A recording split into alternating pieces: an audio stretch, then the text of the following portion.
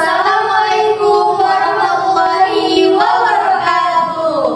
Selamat datang di our podcast. Halo semua, kali ini kita punya pembahasan menarik nih tentang Gen Z dan pergaulannya. Nah, jadi Gen Z atau lebih familiar disebut dengan generasi Z itu tuh generasi yang lahir tahun 1997 sampai dengan 2012 ya teman-teman. Jadi Gen Z ini lahir di era yang teknologinya sudah berkembang gitu. Ya, jadi di sini tuh pergaulan Gen Z itu udah unik-unik banget ya kak, udah berkembang soalnya. Oh ya kakak ini termasuk generasi Z kan ya? Iya, termasuk karena aku kelahiran 2006. Oke. Jadi ya masih di tengah-tengah umur itu. Ah ya, jangan kayak gitu ya kak. Iya. Oke, jadi sebelumnya kenalin nih, nama aku Rafifah Nisa dari Prodi Bimbingan Konseling di Universitas Ahmad Dahlan Yogyakarta. Di sini saya bersama teman saya. Nama saya Sifana Putri, saya dari Prodi Bimbingan Konseling Universitas Ahmad Dahlan. Pembahasannya menarik nih ya tentang Gen Z dan serba-serbi pergaulannya. Langsung kita mulai, gimana nih kak? Enggak dong, di sini kita nggak cuma berdua nih. Kita Ada punya- siapa tuh? Itu kita bawa rekan juga, 2 orang juga guys. Oh, iya. Langsung mulai gimana nih? Boleh? Kita kenalin dulu kali ya. Oke, langsung kita kenalin aja ya. Halo, perkenalkan aku Nasya Putri Salma dan rekan aku. Perkenalkan, nama saya Yusuf Sidiki. Halo kak. Tadi gimana nih perjalanannya ke sini kak Salma sama kak Hasbi? Alhamdulillah aku sih lancar aja ya, cuma tadi mau mogok aja motornya sekarang. Waduh. Sekarang gimana motornya kak? Bisa sih. Alhamdulillah. Sekarang tadi mogok lagi. Iya. Kalau kakak, Asli Kalau saya ya makan dulu. aduh makan. Kan Masukan aku dulu ya. lapar. Iya. kebiasaan Gen Z Iya. banget nih pastinya. Tuh biasanya Gen Z itu malah nggak suka sarapan. Iya. Tapi aku suka sarapan. Oh iya. Iya dia betul. Kakaknya dari universitas mana nih? BTW. Dari Universitas Ahmad Dahlan. Iya. Dua-duanya nih ya berarti. Iya, satu lagi. Jadi Prodi. Tadi bimbingan konseling. Kebetulan nih pembahasan kita kali ini sangat menarik tentunya ya. Pergaulan Gen Z itu gimana sih menurut kalian? Kayak pergaulan seperti apa yang kebanyakan para generasi Z ini lakukan?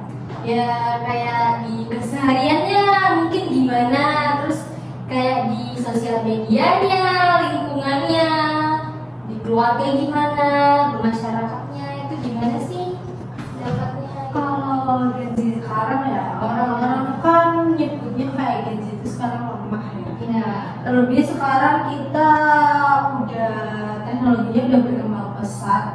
Jadi segala ranah dari media sosial, dari apa ya, dari mengajar juga itu kan ranahnya udah semakin cepat dan Gen Z itu harus bisa beradaptasi gitu kan, supaya nggak ketok dengan zaman. Cuman mungkin beberapa Gen Z kurang bisa beradaptasi. Ada yang memanfaatkan sosial media itu sebagai ranah dia hanya untuk main-main atau FOMO lah, takut ketinggalan sama teman yang lain, atau yang berhasil mengoperasikan media sosial itu dengan membranding dirinya. Kayak misalkan nih dia suka organisasi, aku membranding diriku, aku suka MC nih, supaya nanti PT-PT perusahaan-perusahaan itu bisa lihat aku kalau gitu, Dilirik, ya. iya, dilirik jago public speaking kayak gitu. Nah, ada juga beberapa gitu yang aku suka alam nih, aku suka berpetualang, aku berharapnya juga nanti bakalan bisa join ke tim-tim yang bisa bertualang juga, jadinya aku bisa memperlebar relasi juga. Terus kalau misalkan kita lihat dari sisi orang-orang ya, orang-orang kan melihatnya Gen Z itu sekarang tuh kayak terlalu fokus sama HP-nya nih. Iya, Terus ya menciptakan penyakit insomnia itu kan gara-gara HP ya. Sebenarnya kita itu bisa tidur, cuma kita nggak bisa lepas dari HP aja. Iya. Nah itu ketergantungan juga sama HP itu yang menciptakan Gen Z sekarang kurang konsentrasi, terus kurang fokus, jadi pemalas, terus jadi apa ya, perhatian di sekitarnya tuh jadi kurang gitu. Kalau misalkan dari sosialisasinya, karena sosial media tadi balik lagi karena kita terlalu fokus sama handphone atau mungkin teknologi yang lain, itu menciptakan kita kayak kurang sosialisasi nih. Kayak misalkan di rumah biasanya kan ada orang taruna ya. Iya, benar sekali. Kayak misalkan kita tuh mungkin terlalu fokus sama sosial media karena mungkin kita punya pacar. Iya. Jadinya kita kayak waktunya cuma buat pacar aja nih. Jadinya sosialisasi di rumahnya kurang, kayak kita bertetangga nih, tapi kok kita nggak kenal satu sama lain karena mungkin nggak ikut organisasi yang ada di dalam situ, gitu kan, nggak berkontribusi. Terus kayak contohnya ketika kita di sekolah juga atau kita lagi di kampus gitu ya, mungkin misalnya kita merasa kayak kita males nih gitu kan, kita kayak merasa kayak itu kayaknya bukan aku banget deh. Cuman kan ketika kita ingin berkembang, kita tuh harus berani keluar dari zona nyaman kita ya. Kalau ketika kita merasa itu kayaknya bukan aku banget deh, aku nggak berani itu nyoba-nyoba, tapi kita nggak pernah tahu kalau kita nggak pernah nyoba. Jadi Gen Z itu sekarang tuh kayak nge-distract sama pikirannya sendiri nih, kayak rasa takut, rasa khawatir karena takut omongan orang juga, kamu tuh nggak cocok ada di situ gitu, atau mungkin insecure ya. Iya, di insecure juga gitu sih menurut aku. Tadi kan udah dijawab nih tentang gimana Gen Z ini segala macam. Nah, gimana sih dampak media sosial terhadap hubungan Gen Z? Kalau menurut aku ya, dampak media sosial itu banyak banget. Cuman kita ngobrolin dari segi positifnya ya. Sekarang itu kan banyak tuh ya volunteer kayak tersebar tuh di jelajah tuh banyak banget ya. Kayak misalkan kita pergi, ada volunteer nih ke Labuan Bajo untuk memantaskan supaya anak-anak di sana tuh dapat pendidikan yang selayaknya gitu kan. Nah, dengan media sosial itu, dengan platform sebuah poster aja, kita tuh bisa kayak berhubungan sama teman-teman kita yang sebenarnya nggak sedaerah sama kita. Kayak kita bisa berhubungan sama teman kita yang dari Sumatera, dari Sulawesi, dari Kalimantan, itu cuma gara-gara media sosial. Jadi dari dampak positifnya tuh kita bisa menambah relasi iya, terus mempermudah komunikasi juga iya. Terus secara tidak langsung kita tuh mungkin ya dengan di situ dengan kenal kita juga bisa membuka peluang juga untuk nyari jodohnya. Oh ternyata jodohnya sana, nggak tahu ya. Terus kalau dari dampak negatifnya, sebenarnya media sosial itu dampak negatifnya banyak banget ya.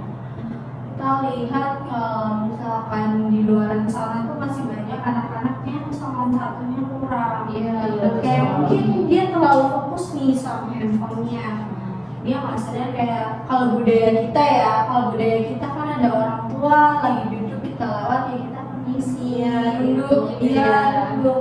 Cuman karena mungkin terlalu fokus, mungkin dari dasarnya sebenarnya dia sopan dia juga mengembangkan budaya itu ketika ada orang tua ya. Cuman ketika dia terlalu fokus sama HP-nya, jadinya dia kurang memperhatikan di sekitar mereka, lingkungannya kurang diperhatikan. Terus kalau dari media sosial sendiri, dampak negatifnya tuh masih banyak ya, kayak kita jadi kurang konsentrasi gitu. Misalkan nih kita lagi di kelas, handphone. Terus ternyata dosen atau guru manggil kitanya nggak tahu tuh, Iya. sampai akhirnya harus dilempar dulu pakai spidol. Iya. Nggak tahu. Iya. Pengalaman ya kak. Iya, betul sekali.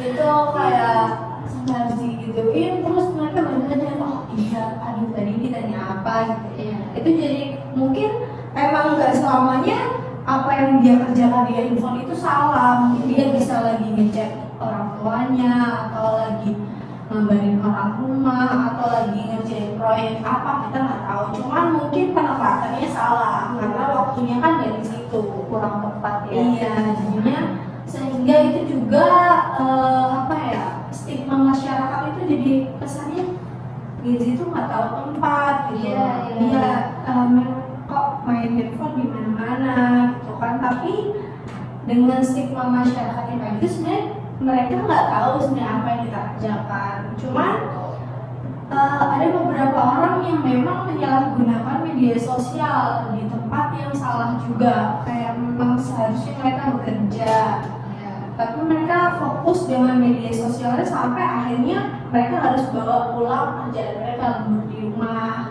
Atau misalkan lagi di kelas mereka tetap main handphone sampai apa yang sebenarnya diterangin sama dosen sama guru itu kita nggak pernah ngerti gitu. Dampak negatif yang lain itu mungkin dari segi penggunaannya kita jadi boros ya.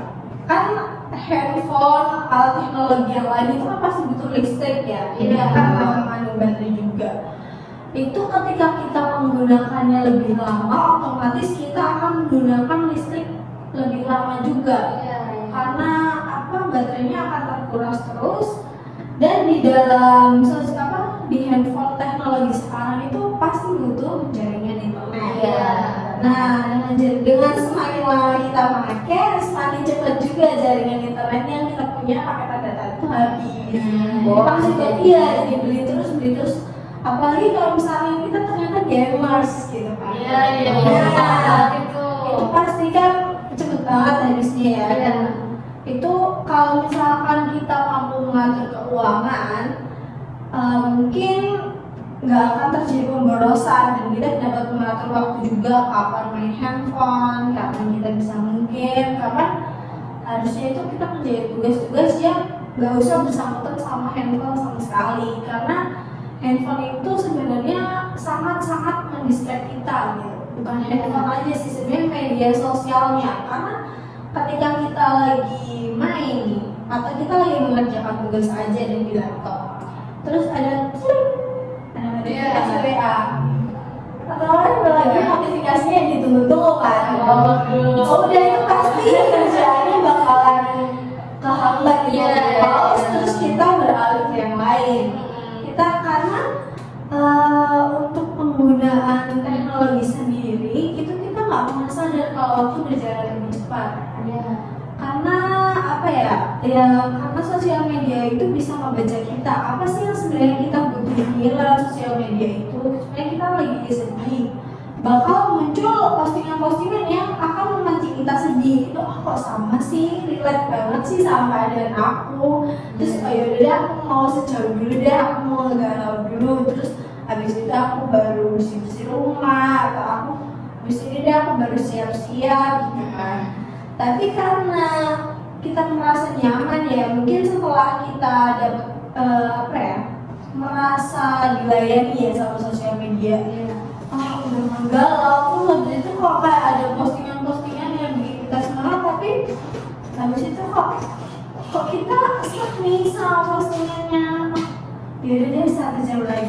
Jadi kita nggak akan, kita apa istilahnya itu, kita membuang waktu gitu. Kita nggak sadar kalau waktu itu berjalan lebih cepat, karena kan rata-rata penggunaan sosial media individu sekarang kan banyak ya, sekitar 6 sampai 8 jam per hari. Jadinya itu bisa kayak harusnya dengan waktu itu tugas aku udah selesai 2 nih, atau misalkan dengan tugas itu aku harusnya tadi rapat nih sama organisasi, tapi aku nggak datang cuma gara-gara aku tuh merasa nyaman aja dengan handphone aku, dengan sosial media gitu. Atau mungkin seharusnya dengan waktu itu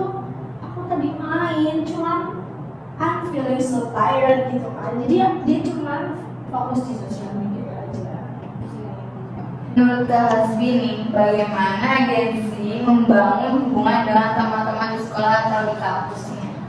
Kalau menurut saya ya Gen Z membangun hubungan di sekolah dengan teman-teman itu, mereka itu ada yang pilih-pilih, kayak semisal ada yang nggak sefrekuensi, nggak ditemenin. Terus ada juga yang kayak apa ya, kayak orangnya itu introvert, Iya. susah diajak ngomong. Nah itu nggak ditemenin, kan kasihan juga kalau orang kayak gitu. Terus ada juga Gen Z itu yang friendly, kayak bisa itu loh apa, berteman sama siapa aja gitu. Kalau menurut saya itu sih. Tapi kalau dalam pandangannya kan friendly itu berarti menyeluruh ya. Nah, di situ kan berarti dia nerima bukan dia juga, mau dia seburuk apapun tetap ditemenin kan. Tapi kalau dia bawa buruk buat kita itu gimana? Gitu. Mikir sampai situ nggak gitu kan? Kalau aku ya, dari aku kan orang beda-beda, aku cewek friendly ya. Kalau dari aku sendiri, aku bener sih, aku fakta kalau aku bakal nemenin semua orang. Cuma aku pilih-pilih dalam siapa sih yang akan jadi teman dekat aku. Karena menurut aku satu itu lebih cukup kalau misalkan dia cocok sama aku daripada banyak tapi nggak cocok sama sekali. Kalau misalkan ternyata nih, kan aku berteman sama semua orang ya, ternyata kamu membawa pengaruh buruk nih buat aku. Contohnya, aku jadi sering pulang malam gitu kan, atau lebih buruknya nanti aku mabok gitu, apa gitu kan. Aku tetap akan berteman sama dia, tapi secukupnya aja. Kayak misalkan, apalagi terlebih aku friendly tapi aku gak enakan ya. Iya. Misalkan ternyata dia ngajak aku nih malam-malam, cuman gimana ya nolaknya gitu kan. Aku gak bisa nolaknya, cuman aku gak mau karena itu gak prinsip aku gitu kan. Aku bakalan kayak ya kita cukup sekali aja ya temenan gitu. Maksud aku kita akan ngobrol tapi secukupnya aja gitu. Yang penting-penting aja. Kalau misalkan kamu main ya having fun sama teman kamu, cuman aku enggak dulu gitu. Kayak aku bakalan milih siapa orang yang bakal cocok jadi teman dekat aku nih, karena aku tuh kan orangnya juga susah ya gitu. Aku belibet gitu karena aku takutnya ketika aku berteman sama orang yang gak cocok juga, aku juga orangnya mudah terbawa arus gitu kan. Aku sebagai temannya aku punya prinsip sendiri ya. Jangan, karena aku butuh teman juga untuk mendukung kemajuan karir aku nih. Jangan nanti ketika aku udah nge-plan aku bakalan kesini nih tahun ini, aku bakalan kayak gini, tapi temen aku masih fokus main-main. Itu kan nggak seimbang ya. Kayak mungkin nanti ada rasa ketidaknyamanan karena ketika dia main, kok aku enggak nih, kok aku fokus terus sama karir aku. Mungkin itu akan jadi nilai plus karena mungkin karir aku akan selangkah lebih maju daripada dia. Cuman kesannya kita kayak aku juga main gitu. Ada rasa timbul rasa iri gitu. Sebenarnya kita bisa, cuman karena fokus dan prinsip kita nggak di situ, kita nggak mau untuk ngelakuin itu. Jadi kita butuh teman juga yang dapat mendukung juga karir kita. Jadi kita sama-sama saling dukung lah. Ketika kita ada waktunya main-main, ada waktunya kita harus ngejar masa depan kita ya. Jadi ketika satunya mengejar masa depan, satunya mengejar masa depan, jadinya terjadi keseimbangan gitu, sama-sama saling dukung, saling support. Tapi kadang nih Kak, kebanyakan dari Gen Z sekarang tuh kalau ngeliat temennya yang ambis tuh kayak gimana? Kayak kesannya tuh kayak gimana ya? Dia terlalu ngejar banget gitu loh, kayak dia nggak berteman gitu. Itu gimana sih? Kalau misalkan menurut aku sendiri ya, sebenarnya orang yang ambis tuh dia asik juga kok, dia tuh main juga. Cuma mungkin ketika orang yang mengatakan itu adalah salah satu orang yang nggak sefrekuensi sama dia, jadinya terjadilah mereka nggak berteman. Jadinya karena nggak sefrekuensi. Sebenarnya orang yang ambis itu mereka juga main, mereka juga asik, juga apa ya? Karena aku dulu waktu kelas apa ya, waktu nyari kuliah, itu waktu kelas 9 itu kan masa-masanya ambis banget ya. 12 Kak, itu oh iya, maaf kelas 9. Itu kayak fun banget ambis itu. Kita punya waktu main sendiri, kita punya waktu belajar sendiri, dan itu tuh seru-seru aja gitu.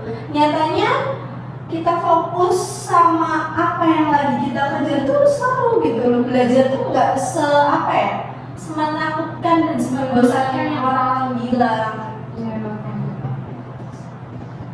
Terus selanjutnya nih tentang bagaimana sih caranya Gen Z itu mengelola stres dan tekanan di era sekarang ini.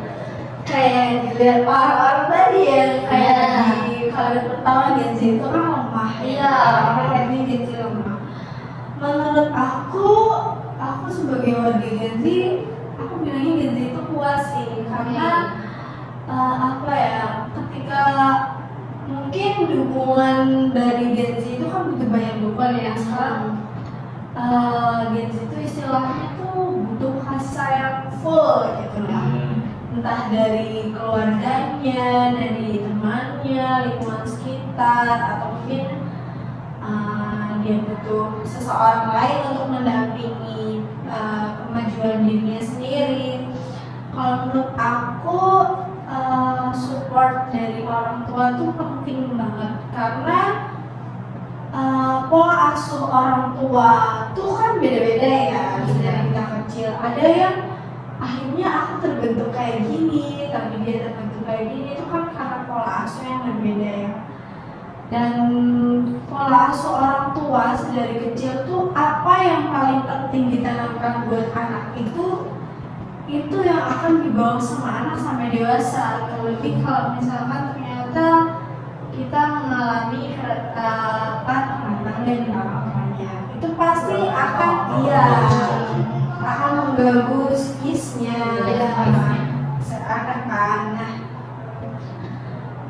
sebenarnya ketika kita mengalami gangguan, misalkan perceraian dari orang tua, psikis anak itu bisa maju, sebenarnya masih bisa maju ketika mungkin kasih sayangnya tuh tetap tercukupi. Nggak harus dari orang tua, mungkin bisa dari tante, om, nenek kakek, atau dari teman-temannya itu mendukung dia gitu loh. Apa ya, karena ketika orang yang ternyata mentalnya sudah patah gitu, atau kita bilangnya rapuh, ketika hal-hal buruk datang tuh dia lebih cepat menerimanya. Lebih aku tuh udah hancur dari awal gitu loh, kenapa setengah-setengah, kenapa gak hancur. Tapi ada juga anak yang ketika aku udah hancur, kenapa aku hancurin lagi gitu kan. Mungkin dia menjadikan sosok ibu atau sosok ayahnya sebagai motivasi gitu kan. Aku mau hidup nih, aku mau hidup buat mama aku kayak gitu. Keluarga aku boleh hancur, tapi aku gak boleh dong bukan kayak mereka gitu. Aku harus punya keluarga yang jauh lebih bahagia dari keluarga yang aku punya sekarang gitu. Terus yang kedua dari teman kayak yang aku bilang tadi, teman itu perlu banget buat mendukung kita, karena kita nggak bisa sebagai manusia sosial, kita nggak bisa tuh jadi semuanya sendirian. Kita ke kampus berangkat sendirian, kita nggak berbicara sama siapapun, nggak berbicara berinteraksi sama kita nggak bisa, karena kita butuh itu sekedar untuk melegakan perasaan kita. Kayak aku tadi ini naik motor jatuh loh, tapi cuma buat aku nggak butuh kamu bilang kamu dari rumah sakit belum, atau kamu diobatin mana enggak, cuman atau mungkin Dengerin tapi gitu ya ya. dengerin atau mungkin teman kita bakalan ketawa, Iya, itu iya, cukup iya. banget rasanya. Tapi ketika kita nggak punya sambal untuk ngobrol sama sekali, itu rasanya kayak aku sih nggak tahu, ya udah itu Kayak gitu dipendem sih, Iya, itu nggak enak. terus nanti kebiasaan ketika sudah apa ya, dewasa, kita selalu kayak mendem apa kayak aku tadi nih di rumah sendiri nih, aku misalkan ke suami sendiri ya, nanti kita udah berkeluarga, tadi aku kepentok kepala aku beneran, tapi diam aja sampai akhirnya seminggu kemudian suaminya sendiri baru sadar kepala kamu kok merah gitu. Iya. Kayak miskom Iya, gitu ya. jadi stop itu kan Kurang perhatian. jadi menghancurkan komunikasi mereka juga. Iya. Jadinya berkepanjangan gitu efeknya. Itu kalau dari teman sih buat ngedukung, terus buat support system, terus apa lagi ya? Buat teman main ya, of course pastinya. Terus teman belajar ambil positifnya. And then yang ketiga itu dari lingkungan, mungkin dari samping ya, kayak dari minat bakat kita. Misalkan kita minat di atau kita berbakat di musik nih, kita pintar nyanyi gitu kan. Cuman lingkungan kita tuh nggak mendukung kita ada di situ, atau mungkin orang tua menuntut kita, kamu udah jadi dokter aja, kamu sih nggak nyanyi, impactnya dikit gitu kan. Nah kalau kita sebagai dokter nih kayak yang dianggap orang tua tuh kita keren gitu, kita punya pekerjaan yang bermartabat, bergelar, terus gajinya orang-orang besar kan, Iya. gajinya besar kan gitu. Terus kalau tadi balik dari pertanyaan tadi, gimana cara Gen Z mengatasi stres ya? Iya. Kalau cara Gen Z itu sebenarnya macam-macam.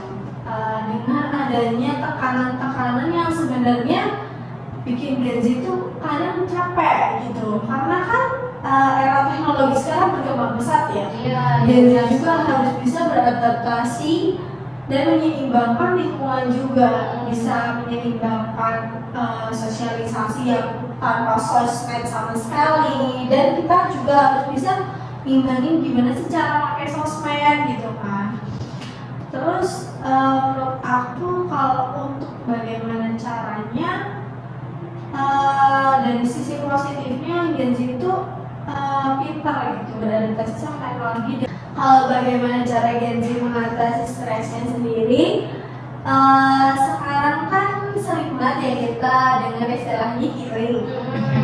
Terus sekarang tuh banyak juga spot-spot vacation baru yang kayak menyediakan untuk masyarakat tuh biar bisa kita rekreasi gitu kan. Karena mungkin apa ya, sekarang itu dengan berkemajuannya teknologi, sadar juga kalau ternyata banyak banget masyarakat yang apa ya, senang atau gembira gitu kalau main ke alam-alam. Itu contohnya kayak kita daki atau kita yuk Bukit Bintang yuk gitu, atau kayak sekedar mereka melegakan stres mereka dengan melihat city light gitu kan, atau dengan Pantai.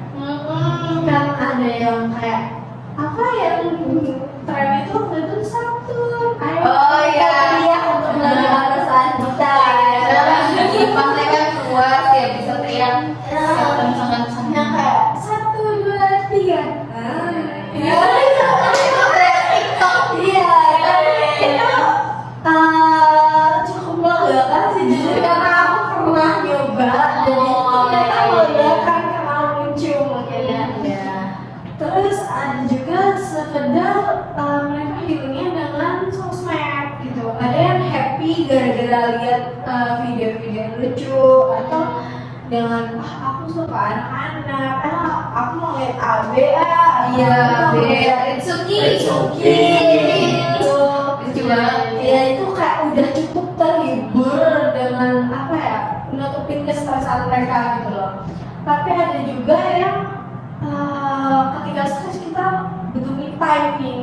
Aku lebih suka ketika aku stres aku sendiri dulu ya, kayak mungkin kamu lebih nyamannya di kamar nih, atau kamu mungkin butuh 1, 2, 3 hari untuk sendirian dulu, jangan ganggu dulu, jangan ajak aku keluar keluar dulu, aku butuh diri sendirian dulu. Mungkin di kamar itu sebenarnya dia nggak ngapa-ngapain, cuma dia istirahat karena mungkin sosial energinya buat ketemu orang-orang tuh belum cukup gitu kan.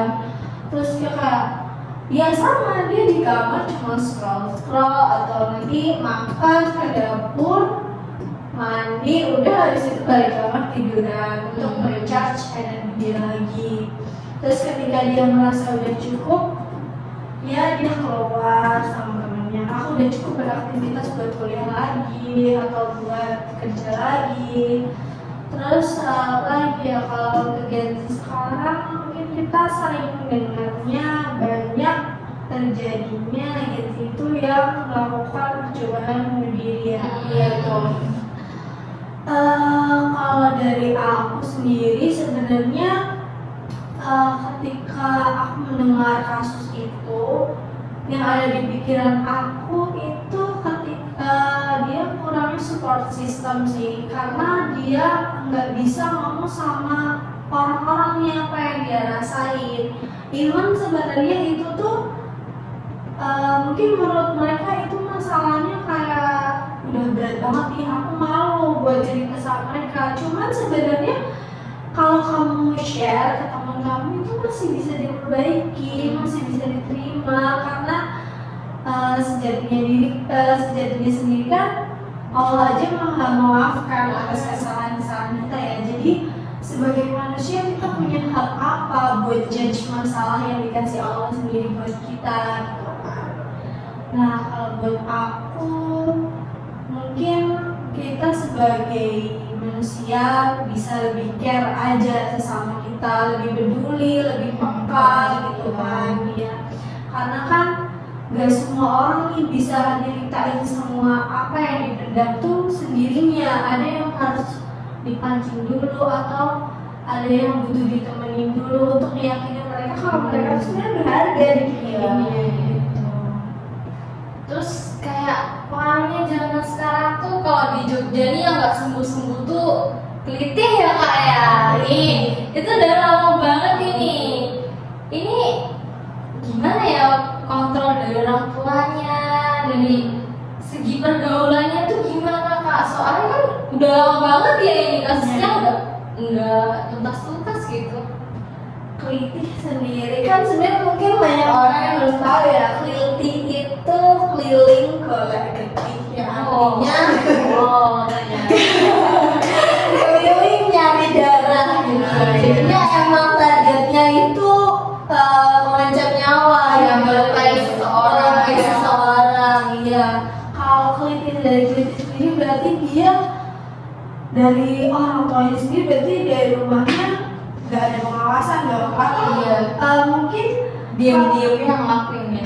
ya bisa jadi diam-diam atau mungkin memang dia dilepas sama orang tuanya, nggak ada pengasuhan sama sekali, sehingga dia merasa bebas untuk melakukan apa aja. Dia nggak tahu nih kalau hal ini ternyata salah, hal ini ternyata benar. Karena apa? Karena pergaulan yang dia hadapi membenarkan hal tersebut dan menganggap hal tersebut tuh wajar. Iya, jadinya dia merasa akan melakukan terus-menerus sampai mungkin kan kelitih karena ada yang udah tersebar ya. Kalau kelitih itu ditangkap gitu, ada yang tahu juga berarti sampai sekarang kalau kelitih itu sebenarnya salah. Cuman karena dia sudah merasa nyaman di zona itu, dia tetap melanjutkan hal itu gitu. Sebenarnya kalau dari kelitih sendiri sebenarnya harusnya ya, kalau dari perspektif aku, kita tuh ajak ngobrol. Sebenarnya tuh dia kenapa? Karena kebanyakan kelitih itu masih di bawah umur. Iya, benar banget. Yang harusnya berarti ini kan bisa kita bilang dia mungkin putus sekolah gitu kan, pendidikannya nggak cukup gitu. Karena sebenarnya pendidikan itu pendidikan itu penting banget buat ngatur attitude kita di lingkungan kita. Nggak hanya yang kayak orang bilang pendidikan itu sekedar materi atau kita duduk di kelas terus ngeliatin dulu, enggak. Tapi itu ngajarin kita gimana caranya berattitude, caranya bersikap sama seseorang, cara kita berhadapan sama orang lain, berinteraksi sama orang lain. Menurut aku, perspektif aku ya, sebagai harusnya kita lebih aware lagi sebagai orang tua.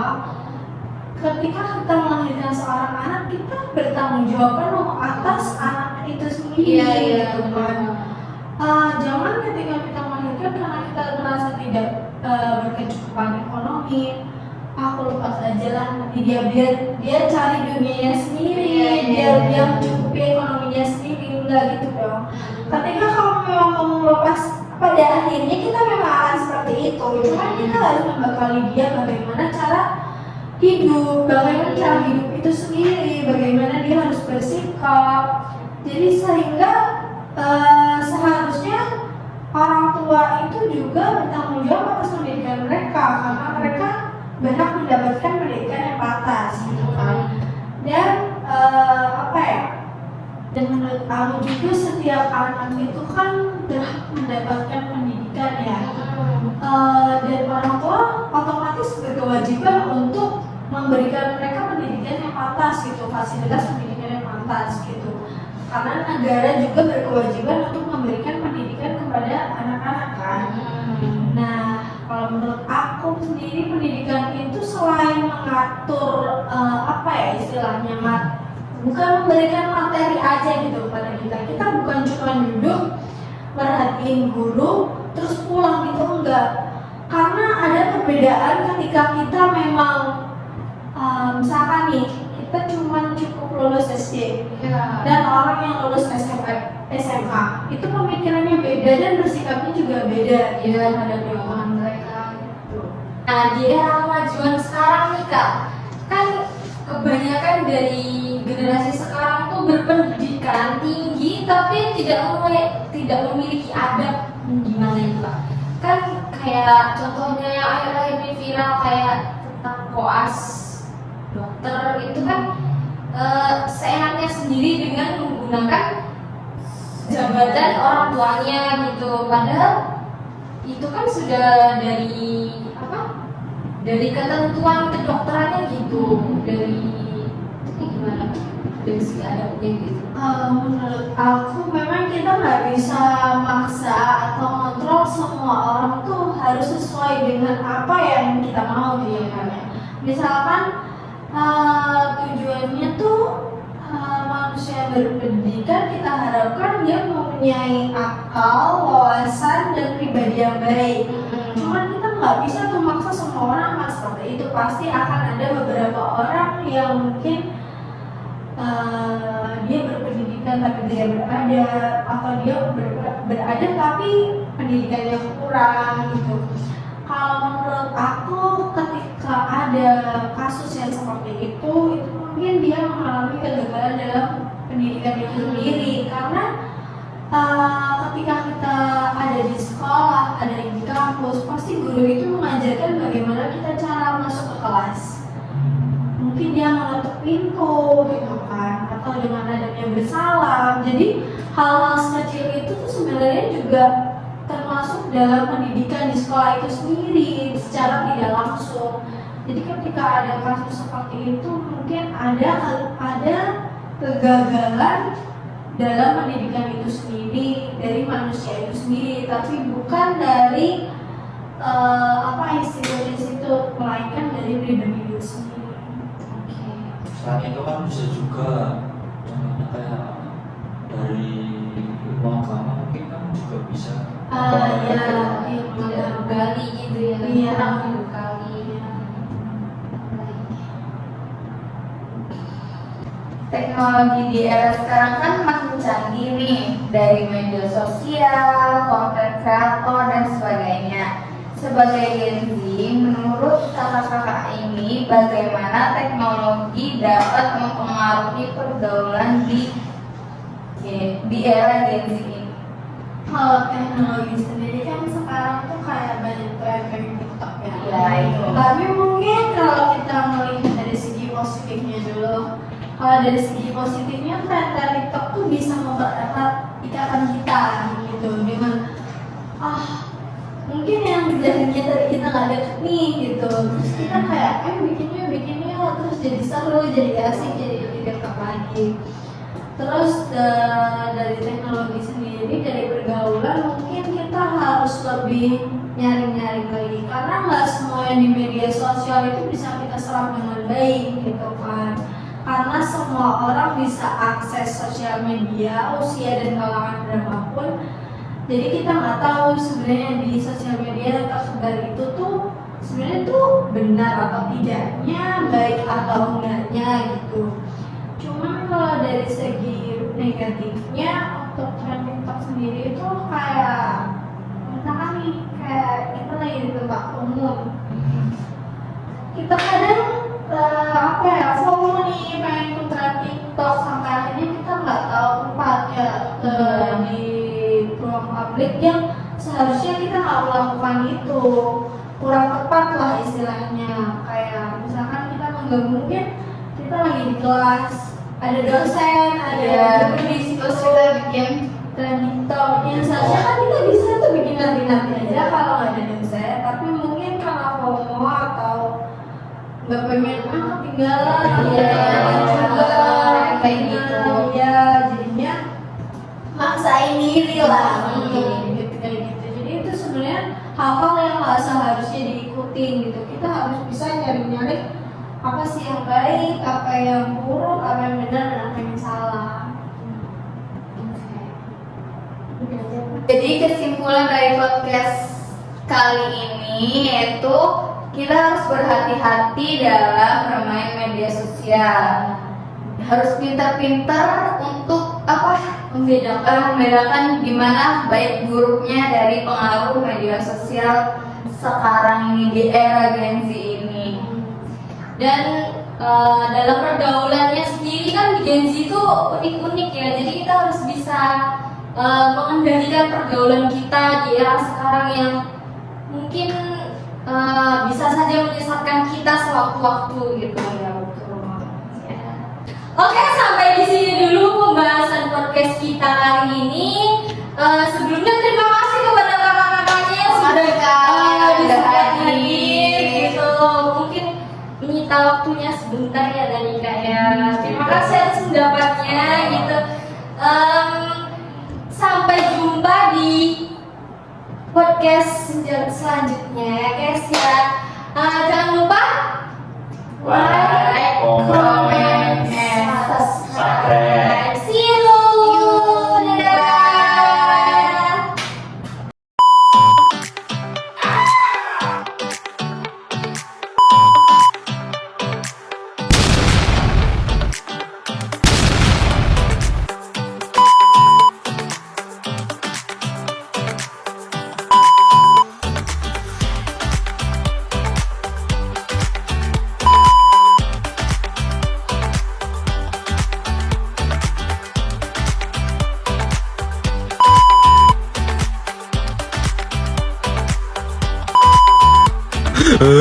Dadah.